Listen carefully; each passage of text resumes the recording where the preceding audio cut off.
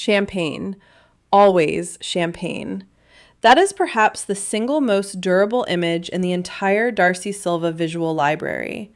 The glass, the pour, the specific body language of someone who is celebrating something, or who needs you to believe they are celebrating something, or who has simply made champagne the constant backdrop of a life that requires a constant backdrop of celebration to feel real. It is a powerful image. It communicates abundance. It communicates arrival. It communicates a relationship with money that says, I have enough of this that I spend it on things that evaporate.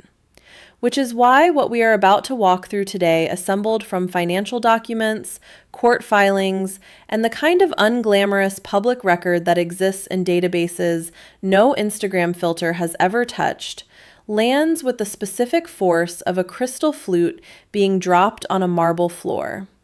The sound is brief, the damage is permanent. And what is being documented here is not a bad month. It is not a rough patch or a post-divorce spiral or a pandemic year gone sideways. It is a pattern, a long one, with a very specific shape. And once you see the shape, you cannot unsee it. If this is your first time here, welcome to the Tell-All Tapes. We cover the 90-Day Fiancé universe with the receipts in hand always. If you already know what we do here, you know that we do not speculate without documentation, we do not editorialize without evidence, and we do not come for someone's story unless the story is already out there waiting to be told. Today's story has been waiting, and it is time.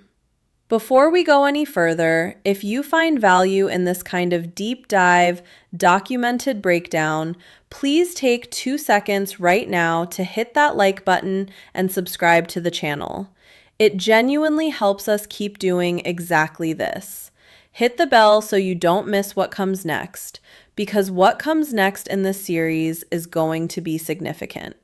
Now, let's get into it. The trap was not built in a day. That is the first thing you need to understand about what we are going to show you. The trap that Darcey Silva has been living inside and possibly building brick by brick without fully understanding what she was constructing was assembled across years, not months, years. And every single brick looked harmless on its own. Every champagne post was a brick.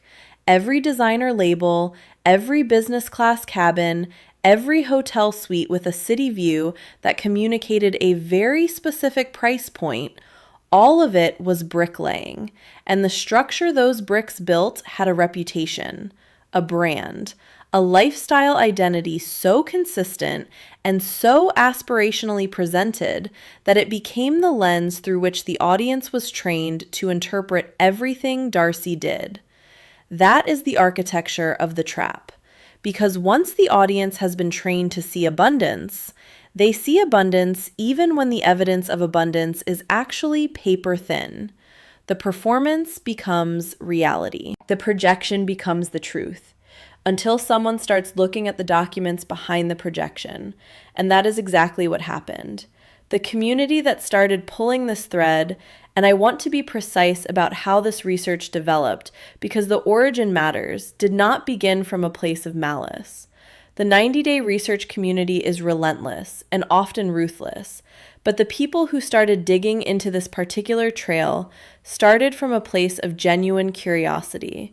The math was not adding up. That was the starting point. Not hatred, not obsession, just arithmetic. When you have a public figure whose documented income sources are knowable reality television talent fees, which are a matter of industry record, appearance fees, brand partnership rates in her follower tier, the business ventures that have been publicly announced and publicly discussed, and when that documented income does not reconcile with the visible lifestyle expenditures over the same period, you have an arithmetic problem.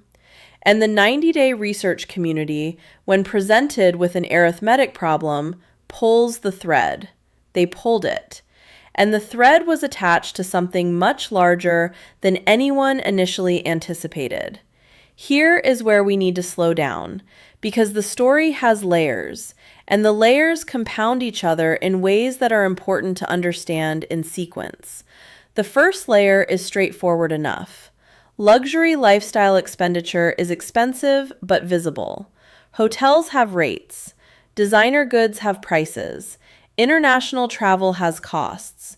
These are all trackable. And when you track them against documented income ranges for someone at Darcey's level of reality television notoriety, the numbers are tight in the way that suggests someone is spending right at the edge of what their income can support, or possibly slightly beyond it.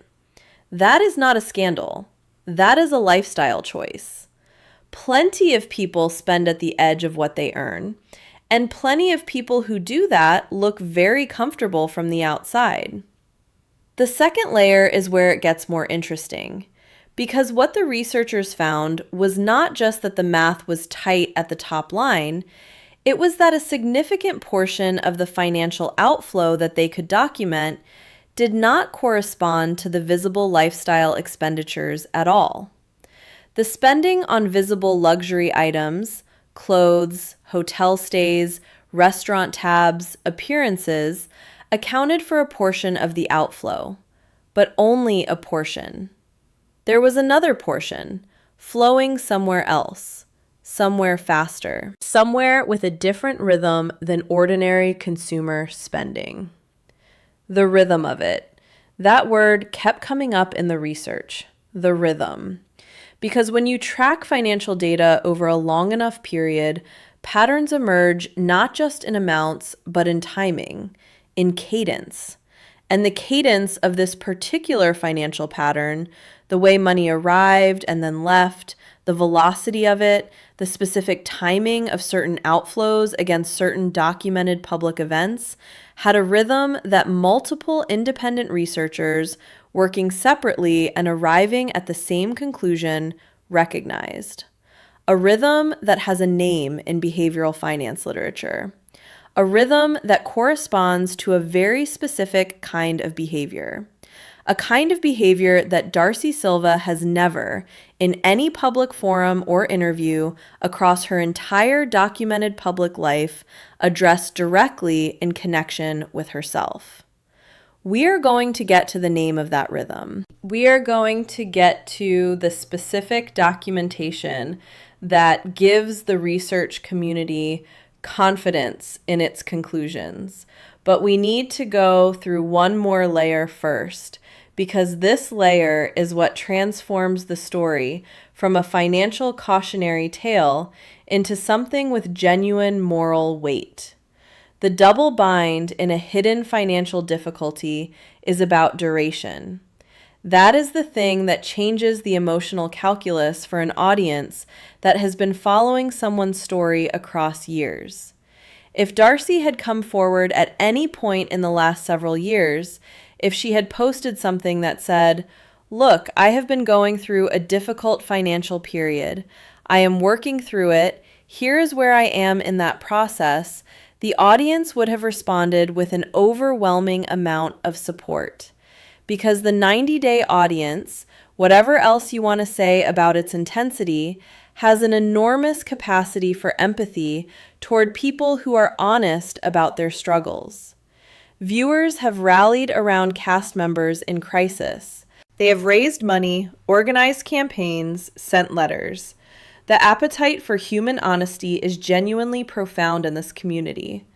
She did not do that. And that choice to not do that across the entire duration of the pattern is what transforms this from a story about financial difficulty into a story about sustained misrepresentation. Because the documents suggest a pattern that extends across multiple years and multiple income periods, including periods where the public narrative, the Darcey-controlled narrative broadcast through every available platform, was explicitly about financial growth and business success. The Tea by Darcey and Stacey brand, the television venture, the Albania chapter positioned visually as an aspirational reinvention. All of it presented through the lens of someone building something, expanding something, arriving somewhere. The documents tell a different story about that same period of time. And the distance between those two narratives, the controlled public narrative and the documented financial reality, is not a gap you fall into accidentally. It is a gap you maintain deliberately, across years, across dozens of interviews, across thousands of posts, across a continuous public performance that required active, sustained effort to maintain. And that sustained, deliberate maintenance of a false picture, whatever the reasons, whatever the pressures, whatever the psychological dimensions of what was driving it, is what has turned the financial research community's curiosity into documented certainty and turned the audience's goodwill into something much more complicated.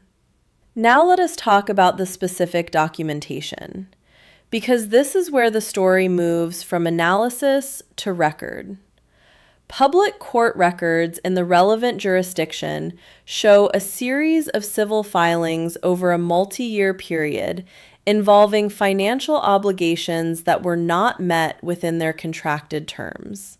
I want to be precise about this because precision matters when we are talking about someone's public record. These are civil matters, not a criminal, civil.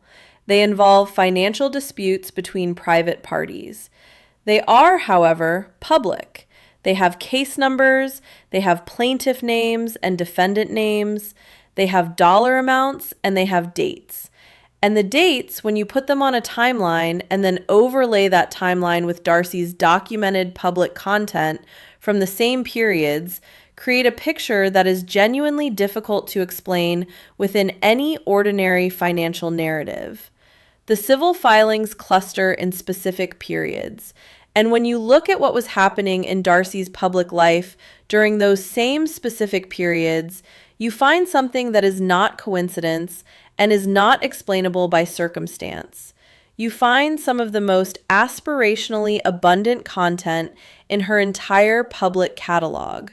The filings and the abundance posts are not separated by months. In some instances, they are separated by days. In some instances, they overlap. A civil filing on one date, a champagne post on the next, or the same date, or the previous day. This is the specific image that has galvanized the financial research community, not the existence of the filings in isolation. Civil financial disputes happen to people across the economic spectrum, and they do not in themselves tell a story about character. It is the simultaneous existence of the filings and the performance, the documented financial obligation unmet, and the performed financial abundance maintained on the same calendar at the same time for years. That simultaneity is the story. The champagne posts and the court dates placed on the same timeline tell a story that neither one tells alone. Now we have to go somewhere harder, because the behavioral dimension of what the research has uncovered is where this story requires the most care and also where it has the most significance. The specific financial rhythm that researchers identified, income arriving and then exiting at a velocity that does not correspond to ordinary spending patterns, the rapid cycling of available funds, the timing of certain outflows against certain public events. These are patterns that behavioral financial researchers and addiction specialists recognize. Not universally, not definitively. I want to be absolutely clear about what I can and cannot say here. I am not a clinician. This channel is not a clinical resource. No diagnosis is being made, and no diagnosis should be inferred from anything I am saying. What I am doing is describing a documented financial pattern, and noting that behavioral finance literature recognizes this pattern as consistent with specific types of compulsive behavior. That observation comes from the documented record and from the language used by the researchers who assembled that record. It is an observation, not a conclusion. But the observation matters because if the pattern is what the behavioral dimension suggests it might be, then the story changes fundamentally. It stops being a story about irresponsibility or deception as character flaws and becomes a story about a recognized pattern of behavior that genuinely responds with documented success to very specific kinds of support and intervention. Support that requires one thing before it can work: acknowledgement of the pattern. That is the prerequisite. You cannot get to the support without first acknowledging the pattern to yourself and often to the people in your life who can help you access it. And here is where the isolation dimension enters the story. Because the people who would be in a position to support Darcey through an acknowledgement of this pattern, the people who love her genuinely, independently of the brand and the platform and the aspirational performance, are the exact people who have likely been most carefully shielded from the financial reality across the duration of this pattern. She may have worked very hard to protect them from the truth, which is a recognizable behavior in this kind of pattern. The protection of loved ones from reality is often one of the last defenses to maintain the external performance. But protection is isolation when it runs long enough. And isolation is the specific condition that makes this kind of pattern most difficult to interrupt. The brand itself becomes part of the problem at a certain point.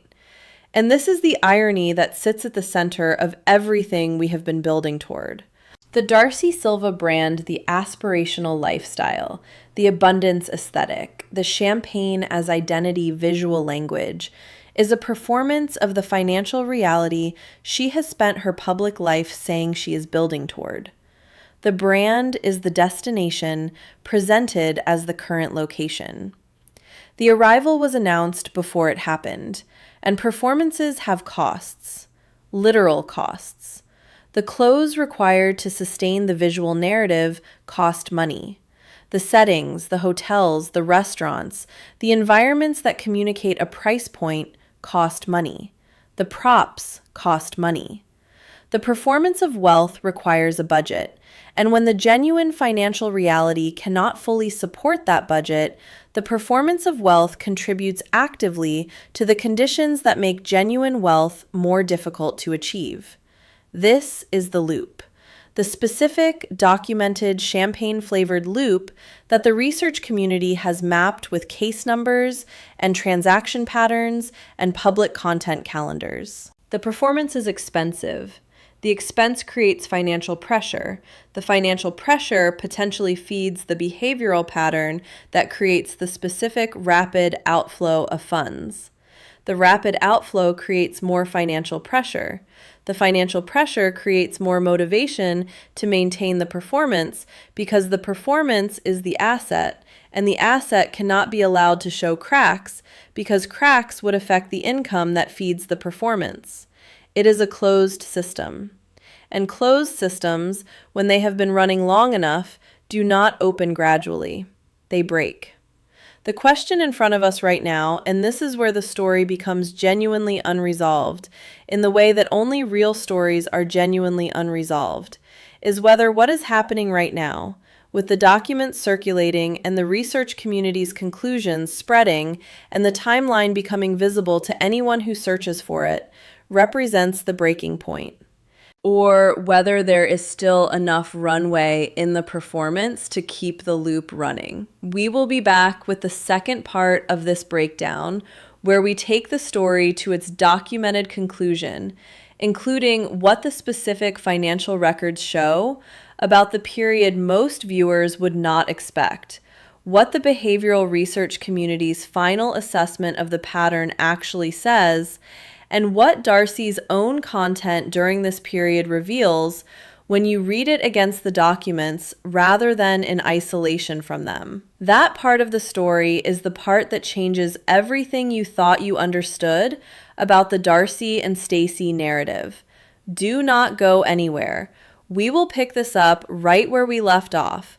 And if you have not subscribed yet, now is the time, because the next part drops very soon and you do not want to find it buried in an algorithm that decided you had moved on. The documents do not care about the narrative. That is perhaps the most important thing to understand as we move into the second half of this breakdown. Court filings do not have feelings about the story they are interrupting. Financial records do not pause out of respect for a brand that took years to build. The public record simply exists, time-stamped, case-numbered, permanently searchable, and it exists in the same digital universe as every champagne post, every abundance caption, every building my empire declaration that has ever been published under the Darcey Silva name. And the two bodies of evidence, the curated public narrative and the documented financial record, are now in the same room. Permanently. The researchers opened the door between them and propped it open with courthouse addresses and filing dates. There is no closing that door. Which means everything that follows, every decision Darcey makes from this point forward, every post, every interview, every response or non-response, happens in a room where both things are visible simultaneously. That is the new reality. And understanding that new reality is essential to understanding why the choices available to her right now are so narrow, and why the ones she appears to be making are the ones most likely to accelerate the conclusion rather than delay it. Let us go to the specific period that most viewers would not anticipate. Because if you have been following the Darcey and Stacey narrative through the lens the show provides, which is the lens of two sisters navigating love and reinvention, and the specific kind of resilience that gets framed aspirationally for a reality television audience, there is a period in the documented record that will reframe everything you thought you understood about what you were watching. The Albania chapter, the reinvention arc. The visual language of that period was extraordinary in its commitment to a specific message. New country, new man, new financial chapter. The imagery was saturated with arrival in the literal geographic sense and in the aspirational emotional sense. This was Darcey Silva not just moving on, but moving up, moving toward something, presenting herself and being presented by the show as someone who had turned a corner so completely that the previous chapters were now context rather than current reality. The documented financial record from that same period tells a different story. The civil filings that correspond to the Albania chapter are not the oldest in the documented pattern, but they are among the most significant because they exist in direct contrast to the specific messaging of that period. The reinvention narrative and the financial obligation documents are not separated by the time it would take for a genuine reinvention to have occurred. They are concurrent. The documents from the same weeks as the new beginning content show a financial situation that had not turned any corner, that had not improved in the ways the public narrative was asserting, that was, by the documentation, continuing the pattern that predates the Albania chapter by years. This is not a post-Albania financial difficulty. This is the same pattern, continuing through the Albania period, while the Albania period was being presented as evidence of its interruption. And that specific overlap of the reinvention narrative running simultaneously with the documentation of the same pre-reinvention pattern is what gives the research community such confidence in its conclusions about the deliberateness of the concealment. You cannot accidentally present a financial reinvention at the same time you are accumulating the documentation of the same financial pattern. The gap between those two things is not an oversight. It is a choice, made across weeks, made across a filming period, made across the specific public-facing content of an entire international chapter of a television show. The behavioral research dimension deserves its full treatment here, because this is where the story has the most significance beyond the gossip layer. And I want to be careful again, as I was careful in part 1, about the distinction between observation and diagnosis. What I am about to describe is drawn from the documented pattern and from the language of behavioral finance researchers who study these patterns professionally. It is not a clinical assessment. It is a pattern recognition. The pattern that has been documented in Darcey's financial record over the multi-year period the researchers examined has several characteristics that are recognizable in behavioral finance literature as consistent with compulsive financial behavior of a specific type. The first characteristic is the velocity. Money arrives from a television season, from an appearance fee, from a brand partnership, and it exits at a rate that is significantly faster than ordinary consumer spending would explain. The gap between arrival and exit is not measured in weeks. In some documented periods, it is measured in days. That velocity is not a lifestyle. That velocity is a symptom. The second characteristic is concealment. Not just from the public concealment through the abundance performance is the layer most visible in the documented record, but the concealment from immediate support networks, the pattern of behavior that researchers associate with compulsive financial behavior of this type, almost universally involves protecting the closest relationships from the financial reality. Maintaining the appearance of normalcy, even abundance, specifically with the people most positioned to intervene, because intervention requires acknowledgement, and acknowledgement threatens the behavior. The third characteristic is the escalation and stabilization cycle. The documented record does not show a straight line of worsening financial obligation. It shows a pattern that intensifies, then appears to stabilize, corresponding, the researchers note, to periods where income arrived in significant enough amounts to temporarily close the gap and then intensifies again. This cycle is recognizable. It is the cycle of a pattern that is managed rather than interrupted. Managed with incoming resources that temporarily relieve the pressure, but do not address the underlying behavior that created the pressure, which means the pressure rebuilds along the same trajectory.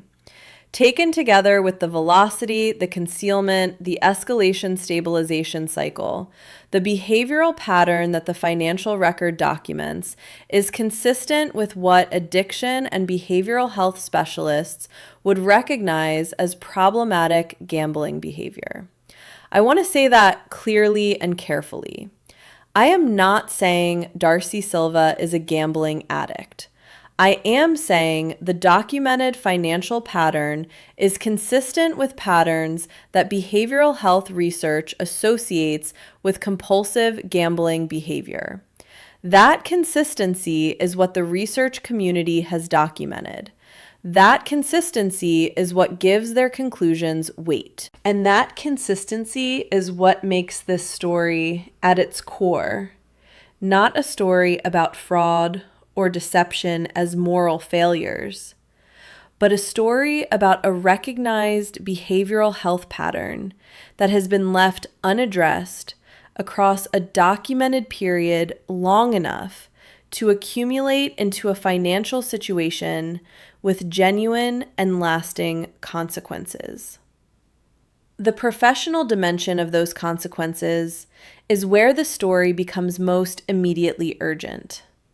Because Darcey's career exists in a very specific ecosystem, And that ecosystem has compliance requirements and reputational calculations that respond to exactly this kind of documented pattern. The brands that have partnered with her, the companies that have attached their identity and their marketing budgets to her reach and her audience, have legal and compliance obligations that are triggered by documented civil financial disputes. Not always and not uniformly, but the threshold at which a brand's legal team begins reviewing the terms of an influencer partnership is well below the level of documentation that now exists in Darcey's public record. Brand partnerships in this tier have morality clauses. They have reputational risk provisions. They have exit mechanisms that are designed specifically for situations where the documented public record creates liability for the brand. The network dimension is equally significant. The orbit of collaborators, adjacent figures, and business partners that surrounds a reality television personality of Darcey's profile is sustained by perceived financial energy. People want to be associated with success. They want to be in the frame of someone who is building something, arriving somewhere, accumulating the kind of cultural momentum that creates opportunities by proximity. When the documented record behind that perceived financial energy becomes searchable and spreadable, when the case numbers and the courthouse addresses are a Google search away from the aspirational content, the orbit calculus changes. The people who were happy to be in the frame become quietly unavailable. The collaborators who were enthusiastic in private conversations became slow to respond. The adjacent figures who were happy to tag along to the champagne settings find reasons to be somewhere else. This is not cruelty. It is the ecosystem responding to information. And the information is now out there in a form that is retrievable, permanent, and cross-referenceable with the public content that the brand has spent years generating. The documentation and the brand exist in the same searchable universe now. That is the professional reality. And it is a reality that does not improve with silence, does not improve with more aspirational content, and does not improve with the specific kind of response, the circumstances response, the difficult journey response that addresses a feeling rather than a documented pattern. Let us talk about that response, because I said in part 1 that I anticipated it, and I want to explain specifically why it will not be sufficient, not because the circumstances are not real, but because the documents are more real in the specific way that matters. The response, when it comes, will almost certainly involve several elements. There will be an acknowledgement of financial difficulty, framed as a chapter that is now behind her. There will be references to the men who created financial damage to the relationships that left her in situations she did not create alone. There will be references to the industry that extracts enormous value from reality talent while compensating that talent at a fraction of the value generated. There will be references to single motherhood, to building a business from nothing, to the specific kind of financial vulnerability that comes with a public career that is structurally unstable by design. And every single one of those references will be true.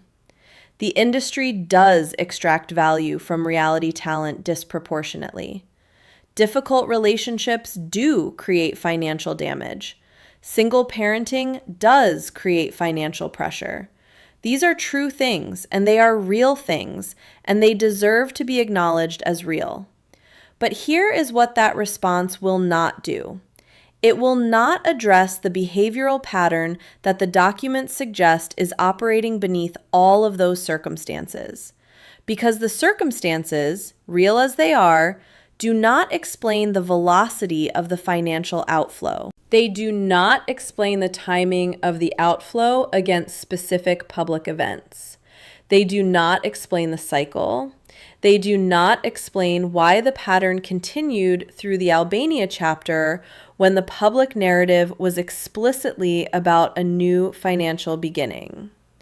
Circumstances explain financial difficulty. Circumstances do not explain financial patterns. And what the documents have captured is not a difficulty. It is a pattern with a shape that the circumstances, however accurately described, however genuinely felt, do not account for. An audience that hears the circumstances response after seeing the documented pattern will not be satisfied by it. Not because the audience is cruel, but because the audience can do arithmetic. The circumstances and the documents placed side by side do not add up to a narrative that circumstances alone can explain. And an audience that senses that gap, even if they cannot precisely articulate why the gap exists, will feel the inauthenticity of a response that reaches past the gap rather than through it. The only response that closes the gap is the one that addresses the pattern directly. And addressing the pattern directly requires the one thing that the entire duration of this situation has been structured to avoid: acknowledgement. Not of financial difficulty in the general, sympathetic, past tense framing that maintains narrative control. Acknowledgement of the specific pattern, of the specific behavior that the documents suggest has been operating beneath the public performance, of the specific duration across which that pattern ran while the opposite was being performed for public consumption. That acknowledgement is the prerequisite for the kind of recovery that the audience, the 90-day audience, which has an enormous capacity for empathy toward people who are genuinely honest about their genuine struggles, would actually rally behind. Not rally behind out of pity. Rally behind out of the genuine human response to watching someone choose honesty over performance when the performance has been the easier option for years. The audience has seen that moment with other cast members. They know what it looks like. They know what it produces. The response when someone drops the performance and speaks from the actual reality is not cruelty. It is not abandonment. It is when honesty is complete and accountability is real and the path forward is specific, something that looks remarkably like redemption. But the window for that response is not permanent. Windows are not permanent. The longer the pattern continues undisclosed, the more the documentation accumulates, the more the researcher community's conclusions spread through the platforms that reach Darcey's own audience. The narrower the window becomes, not because the audience becomes less capable of empathy, because the gap between the performance and the record becomes too wide to bridge with a single honest conversation. We may be close to that point. The documentation suggests we may already be past it in some dimensions. The question of whether the window is still open is one that only Darcey's own choices in the near term can answer. The sisters' dimension of this story has not been addressed directly yet, and it needs to be. Because Darcey Silva exists in this story in a position that is both adjacent to everything we have documented and also genuinely distinct from it. Stacey's documented financial record is a separate record. The pattern that has been identified in Darcey's documentation does not, based on the available research, replicate identically in Stacey's financial history. The sisters share a brand. They share a show. They share the visual language of the aspirational performance. But the behavioral pattern that the researchers have identified in Darcey's financial record appears to be specific to Darcey in its most documented and most significant dimensions, which creates a particular kind of situation for Stacey.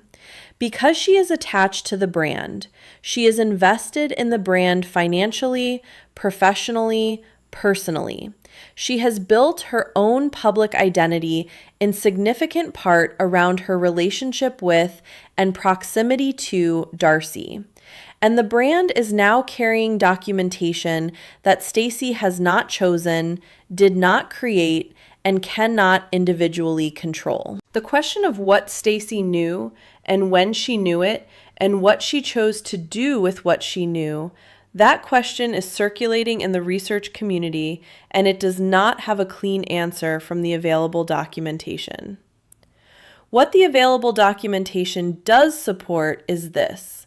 The two sisters have operated a shared public identity and a shared brand for long enough that the financial reality of one has implications for the professional reality of both.